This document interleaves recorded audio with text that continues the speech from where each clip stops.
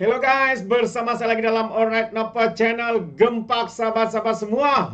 Kalau sebelum ini ya kes Abakau ya berkaitan dengan projek Jana Wibawa. Ya, dalam satu pendakwaan beliau dilepaskan, dibebaskan dan bukan kerana beliau didapati tidak bersalah, tapi sebenarnya ada masalah ya di dalam pendakwaan itu, dan setelah dibuat rayuan akhirnya pembebasan itu ditarik balik, dan sekarang ini masih berjalan untuk pendakwaan berkaitan dengan kes Jana Wibawa, projek Jana Wibawa di bawah Kerajaan Perikatan Nasional. Jadi hari ini sahabat semua, saya ingin memberikan sedikit update perkembangan dengan perkara ini, apakah yang dibuat oleh Abakau ini sahabat-sahabat semua. Dan perkara kedua, Sanusi kena balun lagi.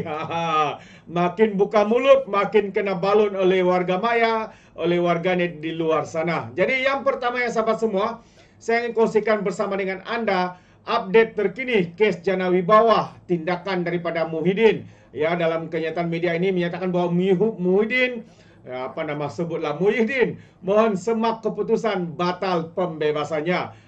Kalau sebelum ini ya geng-geng mereka walau-walau bersorak kononnya dibebaskan, tidak bersalah, tiada menyakau. Sekarang ini terdiam, masuk gua sahabat-sahabat semua, penyokong-penyokong. Mereka sekarang ini cuba memusingkan segala fakta. Jadi bekas Perdana Menteri Muhyiddin Yassin telah menfailkan permohonannya untuk membuat semakan terhadap keputusan Mahkamah Rayuan yang membatalkan pembebasan dan juga pembebasan beliau daripada skandal projek program Jana Wibawa.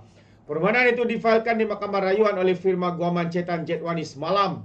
Menurut dokumen yang dilihat oleh Malaysia Kini, pada 28 Februari Mahkamah Rayuan membatalkan pelepasan dan pembebasan Muhyiddin apabila mengembalikan 4 pertuduhan, yaitu salah guna kuasa terhadap kes yang dikaitkan dengan program Jana Wibawa.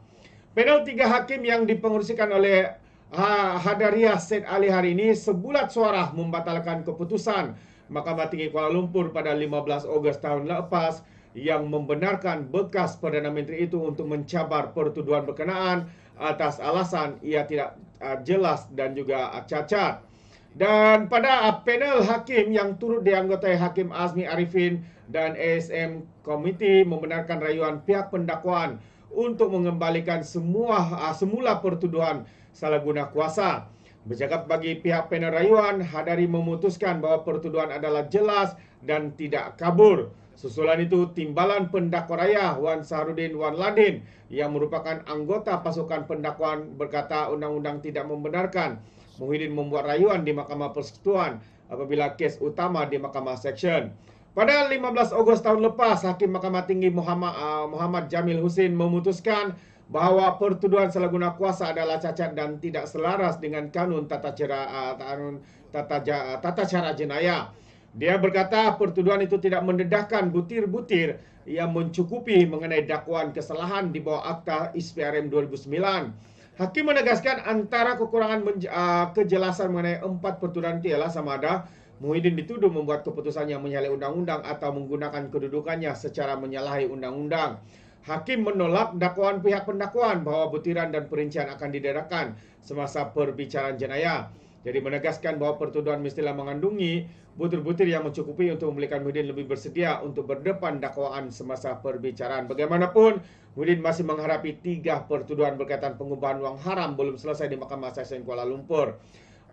Pada masa tahun lepas di hadapan Mahkamah Seksyen, Muhyiddin minta dibicarakan atas 4 pertuduhan salah guna kuasa dan 3 pertuduhan pengubahan wang haram membabitkan jumlah sebanyak RM232.5 juta yang dikaitkan dengan projek Jana Wibawa.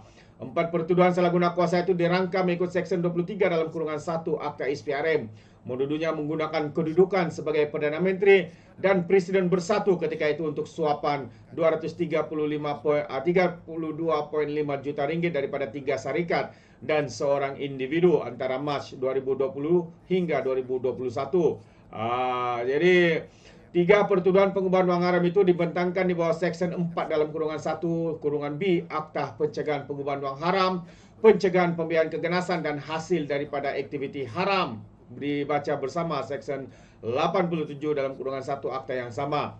Ahli politik berusia 77 tahun itu didakwa menyalahgunakan kuasanya untuk bersatu menerima 125 juta ringgit hasil daripada aktiviti haram daripada Bukhari Equity antara 25 Februari 2021 hingga 8 Julai 2022. Tuduhan itu tidak mendakwa bahawa pembayaran dibuat kepada Muhyiddin.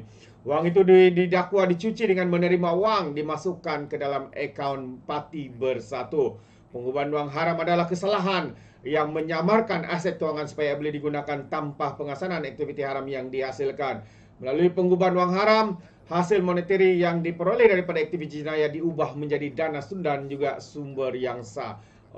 Satu pertuduhan yang amat ya menggempakan sahabat semua. Ya, kalau sebelum ini Parti Bersatu ini kononnya benci dengan rasuah, mereka adalah parti penuh integriti dan sebagainya. Tetapi satu demi satu sahabat-sahabat semua terbongkar ya penyelewengan, salah guna kuasa, rasuah dan sebagainya. Apa sudah jadi? Inilah dia. Bayangkan sahabat semua, ini baru beberapa bulan mereka menjadi kerajaan. Ya, pelbagai skandal sudah dibuat seperti ini. Bagaimana pula kalau mereka boleh menjadi kerajaan selama 5 tahun? Tidak tahu apa yang saya boleh bayangkan bakal terjadi kepada negara kita. Apa pandangan anda sahabat semua?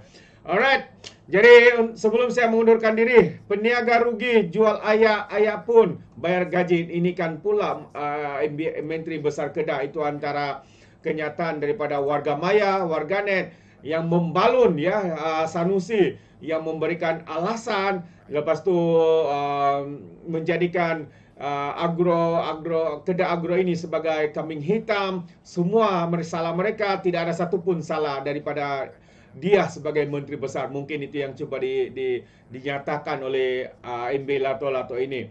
Jadi mari kita lihat kenyataan media ini sahabat semua yang saya petik daripada Harapan Daily menyatakan seorang wanita yang bercakap dalam logat Kedah menasihatkan Menteri Besar Kedah Sanusi agar menyelesaikan isu gaji pekerja anak syarikat Perbadanan Menteri Besar MBI Kedah, iaitu Kedah Agro Holding Berhad yang tidak dibayar gaji selama 9 bulan. Wanita tersebut berkata bahawa para peniaga pun membayar gaji kaki tangan meskipun berdepan kerugian. Sepatutnya Sanusi bab berniaga itu asing. Ya, tetapi bab staf Kedah Agro selagi ada perjanjian perkhidmatan di antara staf Kedah Agro dan MBI, kita kena bayar gaji katanya. Tanyalah siapa-siapa pun orang meniaga, kalau rugi pun kena bayar gaji kat staf. Meniaga air di Bazar Ramadan pun hari itu hujan, ayat tak laku pun kena bayar gaji dekat staf. Sama juga dengan staf Kedah Agro Sanusi katanya.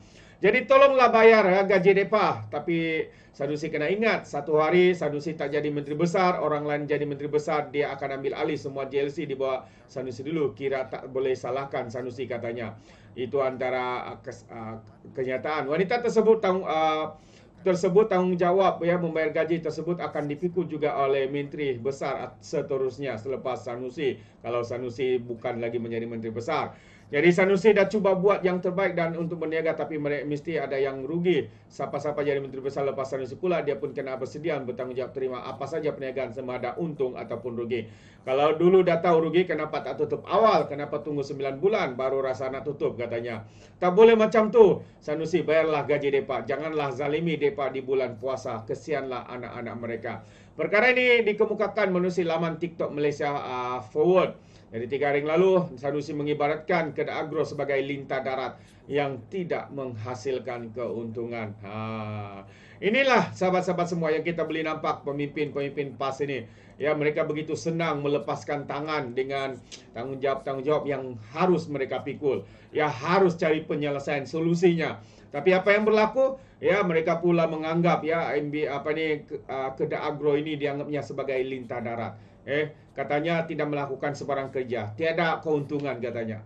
Itu antara kenyataan-kenyataan Menteri Besar Kedah ini sehingga mengundang keberangan, kemarahan rakyat Kedah itu sendiri. Jadi sahabat semua, apa pandangan anda Menteri Besar seperti ini? Ya, saya pun tak boleh bayangkan apa-apa. Anda boleh berikan komen dalam ruangan komen. Terima kasih, izinkan saya untuk mengundurkan diri dan seperti biasa peribahasa mengatakan tapapun kangkap 2 tahun keinginan. Dalam bahasa Melayanya, tepuk dada, tanya selera. Sekian daripada Orang Dapat Channel. Saya kita berjumpa lagi. Bye-bye.